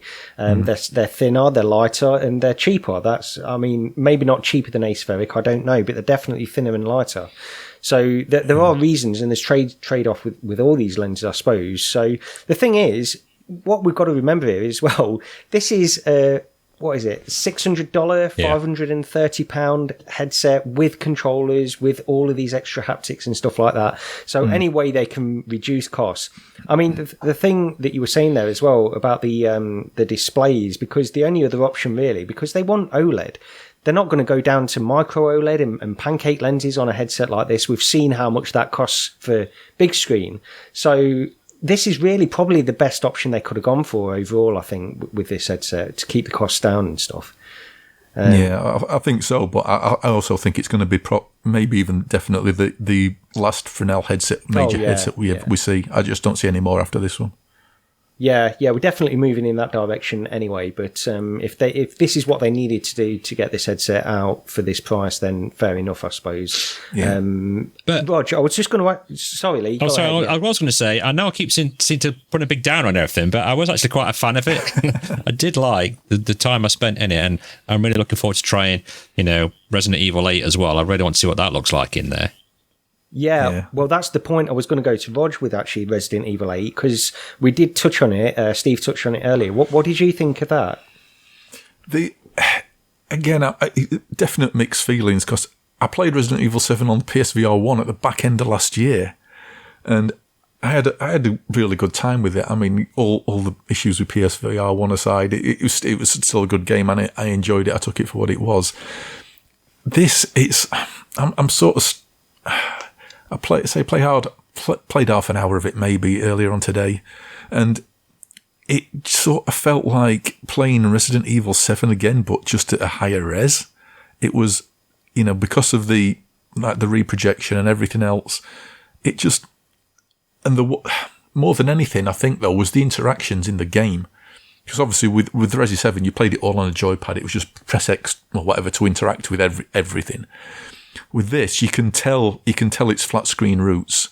They've not gone above and beyond to make it a really good VR game. They've done some good stuff, like the weapons and everything are fully VR.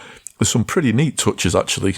Before getting to any downsides, like you wear a coat, and like when you go through the tutorial, it tells you to get your flashlight out. You actually take your hand, put it to your body, grip, and you pull your coat jacket back. And your flashlight's hung on the inside of your coat. Yeah, I did see that in the trailer. It's just like, wow, that's a little neat thing. I've never seen that before. Hang on a minute, though, Rog. You're British, and you just called a torch a flashlight. That's what's happening now. You're now turned into an American. Oh, no. It's my presence. Yeah. It's a homage. My takeaway is a little bit different. I feel they VR-fied it pretty well.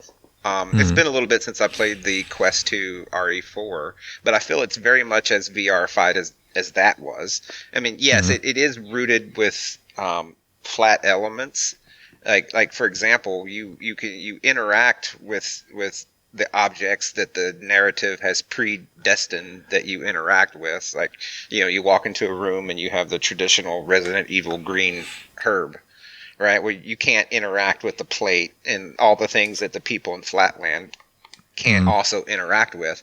But the things that you can interact with, you do reach out with your hand, and maybe you still have to press X to grab it or something. So yeah, it's not fully VR-fied. But I think I did not pay much attention to what they showed before trying it out. So when I got in there and I went through that tutorial, and they're like, yeah, grab your torch. From inside your jacket, and your pistols on your hip and your shotguns over your back, and when they actually took it that far, or when they showed that was further than I was expecting them to take it, honestly. So I feel they did pretty good striking a balance between flat and VR, and I hope they do the same thing and go ahead and bring RE7. You said it felt a lot like a continuation of having just played RE7 on PSVR 1, and it just feels like more of the same, just at a higher res. I'd argue that's a good thing, right? Like, it just so happens you played it, recently, but for someone like me who last played RE7, 5 years ago, whatever it was, you're right, this did have a familiar feeling, but a good one, right? It's more of something good in my mind. That's your favourite VR game, though, isn't it, Steve? Didn't you say that at one time? Or It was, and it's still probably one of my top 5. Now some of that's the game itself. I don't think Village could hit there. I think that front end of RE7 was just such a good reboot of the series, and that Baker Mansion that they did, and that was just really well executed. But yeah, some of my other favorites up there still Fallout 4, Subnautica, Half-Life Alyx, so Resident Evil 7's kind of in that mix for me.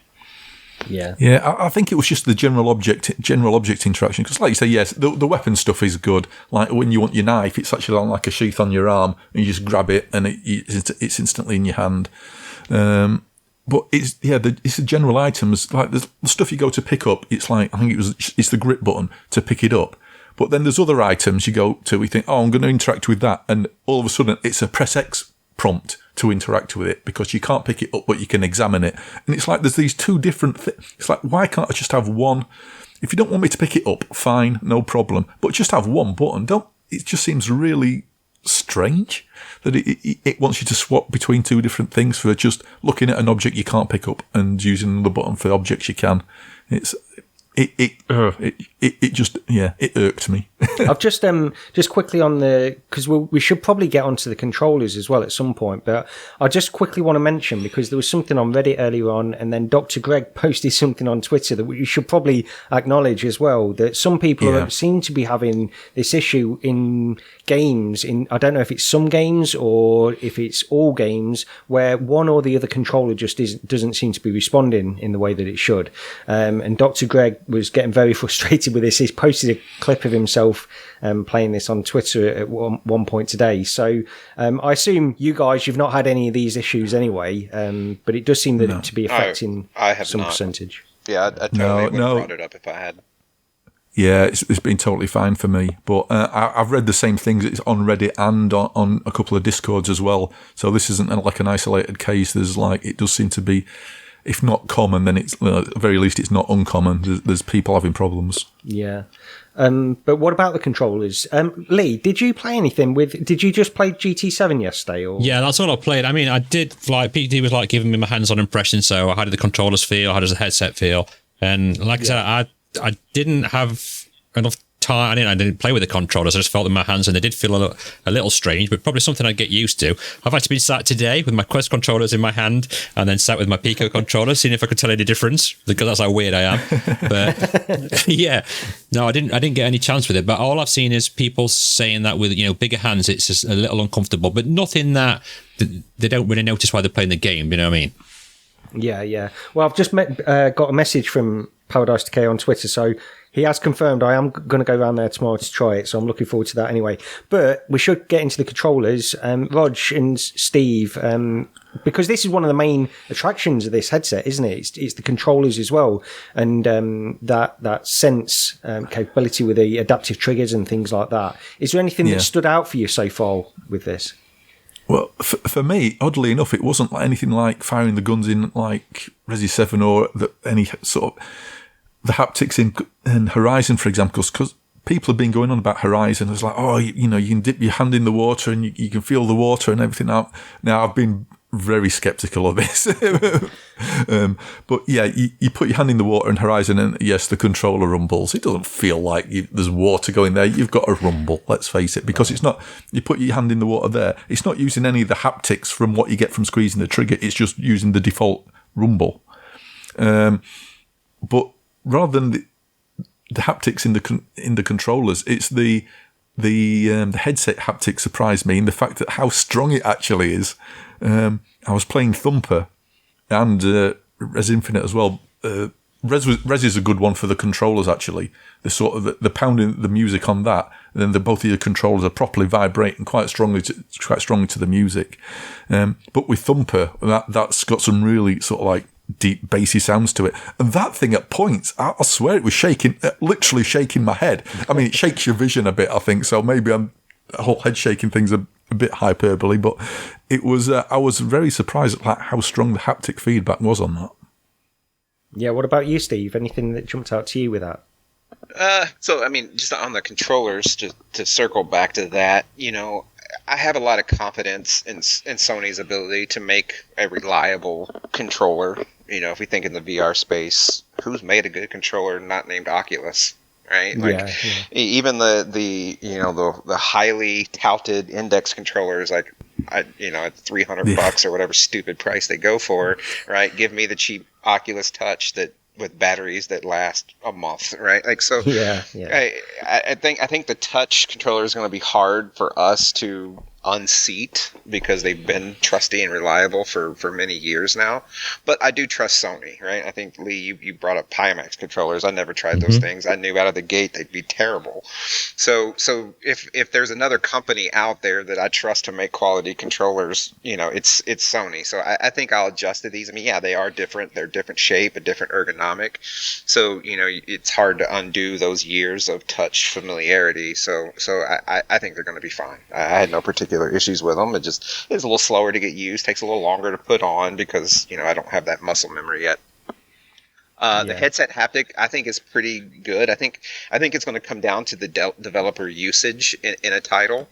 In Call of the Mountain, I'm struggling to remember anything specific, but it had more of a gimmick feel to it, whereas in RE8 there's a scripted event where a big baddie smacks you over your head, and I remember feeling that felt more organic, it felt more natural. So I think it's going to come down to whether a developer is using it more gimmicky or taking their time to make it more of a subtle augment to your experience than just doing it because they can.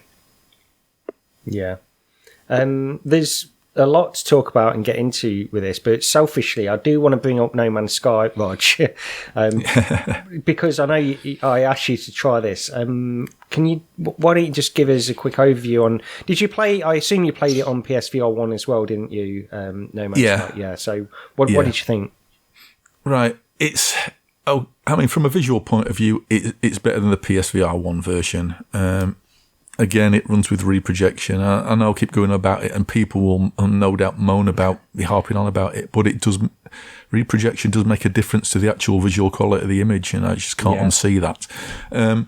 Saying that, I did play No Man's Sky on PSVR 1 on the PS4 Pro, and possibly on PS5. I can't remember. I did play it for quite a while when it got patched at one point, and there was like a visual improvement, mainly because it sort of ran solidly.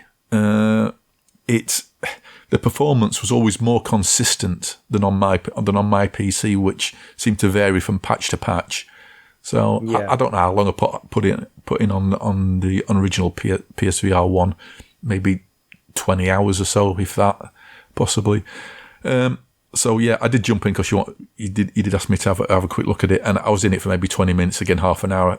Again, there's so much out there, and we've only just got hold of the thing. I literally going into things for half an hour, trying it out, getting a bit of video, and moving on. And it's not quite as sharp as I hoped it would be. It's sort of in that in between sort of.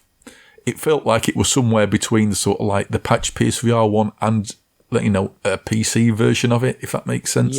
Maybe edging more towards the PC side. But it was definitely a softer image, even on for close-up stuff. So I got to the point where I'd not repaired the ship to take off, but I'd repaired some components to the ship. I was sat in the ship and looking around, and the sort of cockpit seemed softer. Yeah, it just seemed the edges of the controls and everything. It seemed a softer image than say when you were sat in a car in GT7. Yeah, which looks really good. This was definitely a softer image. I think the engine itself, it can only do so much, honestly. But I mean, because the one thing on PC, I went into PC recently and tried it again. I've not really played it properly for a long time, but I went in and it's still getting the same old sort of stutters when you come out the atmosphere, when you go in, just wandering around the planet. And it seems to be when it's loading in new assets and things like this. So one of the things I was hoping was like consistent performance. And I understood it was probably going to be like a softer image overall, but was the performance generally okay? Did you get any stutters or anything like that? Or No. I think it seemed fairly solid from what I played. Again, I only played the sort of like the on foot section because I was going to the sort of like the waypoint it sends you to do the tutorials and grab the stuff you need to repair your ship. Yeah. So I've not been into a ship and taken off yet, but. The PSVR 1 version, performance-wise, always seemed good to me. Yeah, it did. From what I recall. It was just it was just low resolution. It just looked it was. The resolution was still pretty. Even with the patch, it was poor. The resolution. Yeah. Well, let's get into some other stuff. Is there anything just that we've not already gone through that somebody wants to mention before we start to wrap up at least? Because super quickly. Sorry to interrupt. Super quickly, just briefly on No Man's Sky, I actually loaded that up again today. The first time I went on that, I think was on my 960 graphics card, trying to get things to work, as you do. Yeah. But I went on it today, and I noticed some stutters and things like that, and I thought, it's perhaps it's because I'm using a virtual desktop or something to do with the Pico. But when I first got in the ship, that looked really impressive. I was like, I've got my own ship. It's so cool. But I was getting a few stutters like you. I'd like to quite try it multiplayer and see what it's like in VR. Yeah, I would love to play it multiplayer. The problem is it's just such a frustrating game in VR because I've put a lot of time in on VR on my index, but it's just you can never get it 100% satisfying when in terms of performance and stuff like that. And it's just I've sort of pushed through, but I know Steve, you've experienced this as well, haven't you, on PC? So. It's a bit of a frustration. But well, that comment you said, you can never quite get it where you want. That's how I feel about VR as a whole. It just seems like a constant chase, right? Like this headset has color, the other one doesn't. Like it is a constant chase, or I don't know that we'll ever reach the holy grail. The only other kind of PSVR 2, I think, tidbit I have is I did spend a couple minutes with God of War Ragnarok in the cinema mode. And I just kind of want to reiterate, Norm from Tested kind of said the same thing in his video, his impressions, where the cinema mode felt off for me, where like it didn't feel like I was looking at a large screen, in a cinema. It felt like I had a small screen really close to my face, like there was it wasn't a focusing thing so much, but I don't know if it's just the way the lenses are structured to the display, but it felt certainly more like I had an iPhone really close to my face, more so than I had a 120-inch screen, 4 meters away. I'm trying to speak in your all's metrics over there. So I think it's about 12 feet here in the U.S. So. And I actually have a home theater with a 138-inch screen, so I know what that is supposed to feel like, and something feels off like that. And I don't remember that being the case in PSVR 1, and it's certainly not the case in any of the other virtual cinemas that I've used. Outside of that feeling, this, for the first time, actually feels like a legit way to play flat content. Like, if I get back into traveling a lot for work, I don't know that I'd do it with air travel, but, if I'm hopping in the car and driving out of town, I could legitimately see a scenario where I've packed my PSVR and my PS5, and, if I don't have any VR content and I'm playing through a flat game, like, it seems totally legit way to consume content. So, I just wanted to throw that blurb out. I don't hear a lot of people talk about the cinema side of it too much, because we're VR fans, right? We don't care too much about flat content, but it's the first time it felt legit to me, other than that weird feeling. Yeah, I wouldn't say it. Well, I mean, I wouldn't say we don't care about flat content, because I think I definitely do. No, I do. Shall not be named. I do as well. I'm just kind of, going for all those, no pancake VR crazies out there, right? That I assume that's, the people listening to this right now, right? Oh, the like the pure bloods versus the mud bloods, aren't they? Like, that's right. Yeah, I mean, I'm back on this full again. Stop. So whether it's pancake or VR, I enjoy them both. You know what I mean? I'm one of those that I'll quite happy. I'm going to be streaming it, The Last of Us when that comes out. So tough crowd. Yeah, I mean, I did load up Hogwarts onto the cinema screen mode earlier on, just to have a quick look. And I captured some footage, which ended up being totally pointless anyway, because when you're looking at it in the cinema screen mode, on the actual sort of on the TV output, all it does is show you a perfect sort of image of what you're playing anyway. Yeah. So it doesn't show the VR view of the cinema screen mode. And yeah, it was pretty good. Is there supposed to be any way to change the size of the screen? I thought there was, but I it's didn't see in where the option the was. settings menu. Like, you got to go into the PS5's actual settings and drill down through 3 categories or whatever to get to the stuff. Yes, I didn't spot that then. I think they've also missed a trick as well with 3D movies, right? Because as far as I'm aware, don't quote me, but it's not coming to, or it's not there yet anyway. So it's not there yet. No, I did see that, which is a bit odd. I don't know. Can the PS5 play 3D movies anyway, or is it a limitation? I know it's Blu-rays, but I don't know, like I say, about 3D, because the PS4 could, right? I'm not sure. The PS4 could. I'm not sure, and it might be more of a licensing issue with the Blu-ray standard than it is a specific VR issue. But Sony own Blu-ray, don't they? I don't understand the licensing issue thing. I think they are the. Oh, well, I'm probably going to misspeak. I probably shouldn't say anything because it's been a while. But I think they are the higher percentage owner of the consortium. But I do not believe they own it 100%. But yeah, It's been a long time since I've delved down those weeds. Yeah. Okay. We'll revisit PSVR 2 in forthcoming episodes anyway. But we should probably start thinking about wrapping up this one now. Is just, any final thoughts from anybody? Lee, give me your final thoughts on your brief introduction to PSVR 2. What do you think? Well, I definitely want another go. So I'm hoping I can sneak in tomorrow with you and try some more games. And hopefully PD will have those chargers fully charged, and we can both have a quick go at various other games as well. So it did leave me intrigued. Would I pick one up? I don't know. Do you know what I mean? I'm not a massive console fan. It's been a long while. My daughter plays on the PS4 more than what I do. I think the last time I logged in, I mentioned it the other day, I was trying to sort my PSN. It was 7 years ago. And that's the last time I logged in. Oh dear. But yeah. So I actually sent you a friend request on there, Lee. Oh, is it you? I can probably expect a reply in the next 5 years or so. Then. I've probably deleted it then, because when I've logged in, I thought, who's all these? I've just deleted everybody off. So there are all sorts of people on there. So if I have, I'll send it me again. Sorry about that. Rog, what about you? Final thoughts for a couple of days experience? Yeah, I mean, look, I know there's been I've been negative about a lot of stuff, but I still like it. The negatives aren't going to stop me playing stuff on it, because at the end of the day, it's the content is more important than literally anything else. And for the first time in a long time, it feels like we're getting some more higher end content. Preach. Even if even if it's GT7 or Resi 8 that's been out on flat for so long anyway, I don't care. GT7 is a really good racing game in VR.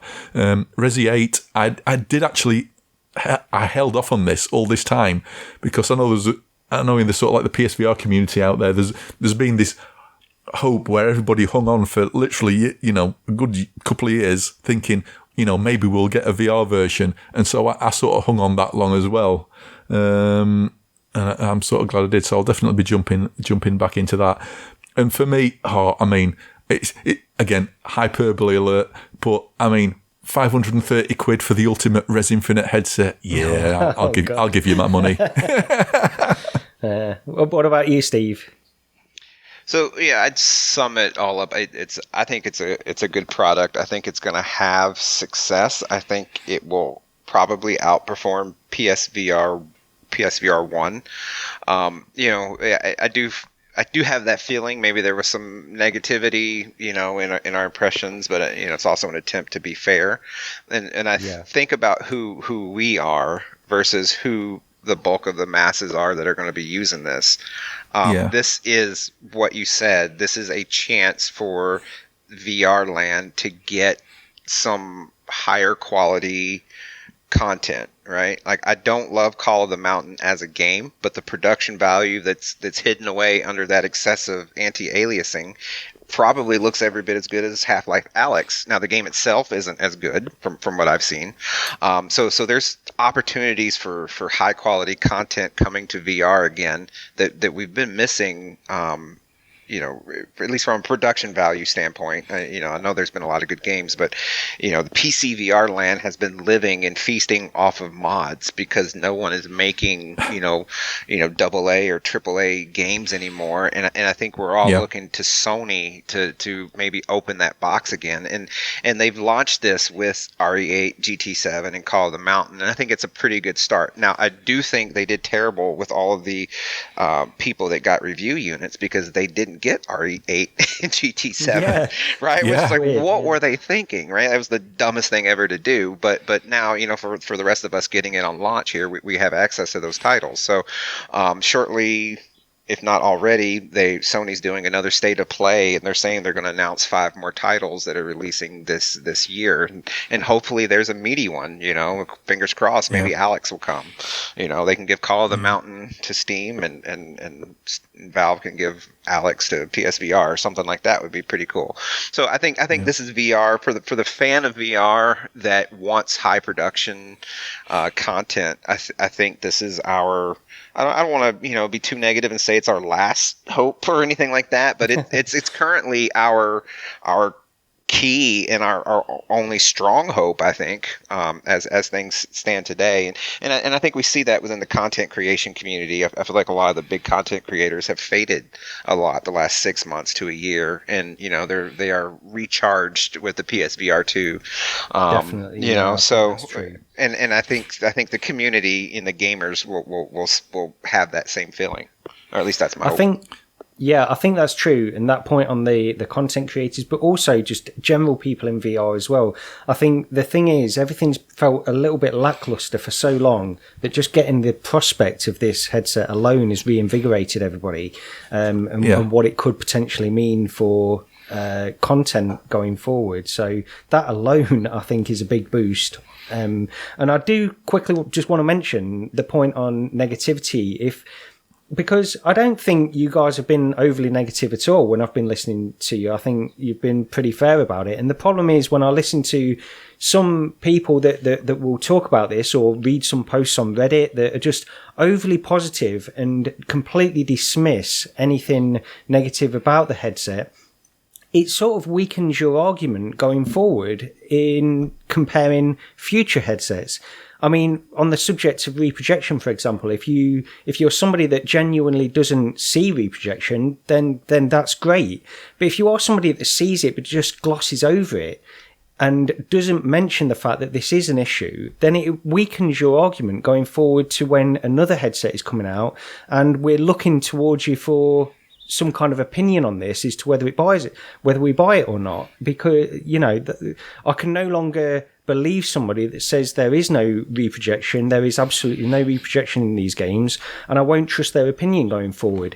If you genuinely don't see it, then that's one thing, but to say there is no reprojection is completely different. So I just want to mention, like, on negativity, it's not the be all and end all. It's not saying that anybody on this show or on any show that criticizes it means that it's the worst headset or people shouldn't buy it. It's just that they're raising legitimate issues that people just need to be aware of. That's all it comes down to. I think, but I think with that though, also, Gary, is how big of an issue is reprojection in a grand sense, right? For us, it matters, right? Because I've been playing with a 4090 and I don't do reprojection, and so it's a big deal for me and for Raj. If I rewind 5-6 years ago when I was playing RE7 for the first time on PSVR 1, that reprojected, but I don't have a feeling that it was a big problem for me then, because I think I spent a lot of time in those early days in reprojection, right? So that was kind of my baseline. Well, my baseline is no reprojection today, so therefore it's a big problem for me. But when I think of 98% of the people that are going to be gaming on this thing, I don't know that their baseline is where my baseline is, and clearly where Raj's baseline is. Yeah, that's absolutely true. I think just because your baseline is there and Roger's baseline is there, giving these opinions on a podcast like this doesn't mean that you think it's not a headset that is great anyway in other ways. I think that's all it comes down to. If we're talking about the mainstream that are picking this headset up, and this is also goes to the launch lineup as well. I think for me the launch lineup isn't that impressive, but I've been in VR for 7 years, whatever it is, and I just think that for a lot of people that are just coming into it, it's fantastic. The headset itself, reprojection probably won't matter to a vast majority of them. And if there's any other minor issues on the lenses, we talked about Miura and things like this, which really probably won't even be noticed by a lot of people that are picking this headset up for the first time. So, I think a lot of this comes down to context that we're talking about this headset as well. Yeah, if this is your first headset, I'd be surprised if you're just not going to be totally blown away by it. Exactly, yeah. Exactly. I mean, it is. I was very impressed with it. Like we say, we mentioned the Miura 1,000 times, but I just noted it because it's because I've seen, I've seen these things before, so we notice these things. This is what we're trying to get across. Whereas somebody new to it probably won't even notice that anyway. We're too busy looking at the cars ahead, which is what probably I should have done. Yeah, well, like I say, we'll revisit PSVR 2 in forthcoming episodes anyway. It's one of the biggest things that's happened to VR for a long time. So, yeah, we'll definitely do that. But, Steve, thanks for joining us in this episode. It's been greatly appreciated getting your perspective on it, because I didn't get a chance to try it anyway, but also just getting you back on the show has been fantastic. So we'd love you to come on again sometime. No problem. Yeah, my door's open. I absolutely love not having to do a podcast every week. So I'm still loving the non-regular life here. But sometimes I miss it. So definitely pull me in when there's, key stuff to talk about, or, maybe some low content week and one of you guys can't make it and you need a filler guest or something. My door's open. So yeah, I want to be in and about the community, just not with the weekly commitment requirements. Yeah. No, I can understand that as well. But any final just thoughts, just non-related to PSVR, anything else that you want to mention, Rog or Lee? Do you know they've rebranded Lilt? Oh, here we go. Oh, wait a minute. It's to do with Coca-Cola, and they've made it look more like those logos, or what they called it? Tell me again. I think it's something like, I think they're taking it to something like Tango Grapefruit. Oh, yeah, that's it. Yeah, I did That's what I see saw. that. Yeah. What's so, Steve, here's a question. This must be something very uniquely United Kingdom, because I have no idea what you're talking about. And I've been there. I spent several months last year working in Scotland, and I still don't know what you're talking about. God, Lilt, it's the totally tropical taste. Here comes the Lilt man, Steve. What do you have, like a fizzy soda over there which is pineapple and grapefruit flavour? Do you have anything like that? No, that's not a combination. I think it's on most people's radar. You guys are just very odd. It's very odd. But they've rebranded it over here to make it so Tango. Yeah, it's a weird thing. I don't know why they've done that. That was annoying when I saw that, to be honest. But So when you come over here to visit, bring some. Yeah, I will do. You'll love it. Right, anyway, that's it. We should probably get out of here. Thank you very much for watching and listening to episode 14 of Recentered, the PSVR 2 episode, but we'll get back to it some other time. Please like, subscribe, leave a review on audio podcast platforms, and don't forget to check us out on Twitter to get a possible key or a couple of keys for the cabin as well. So check us out there. But that's it. We'll see you next time. Bye. Bye. Cheers, everyone. Take care.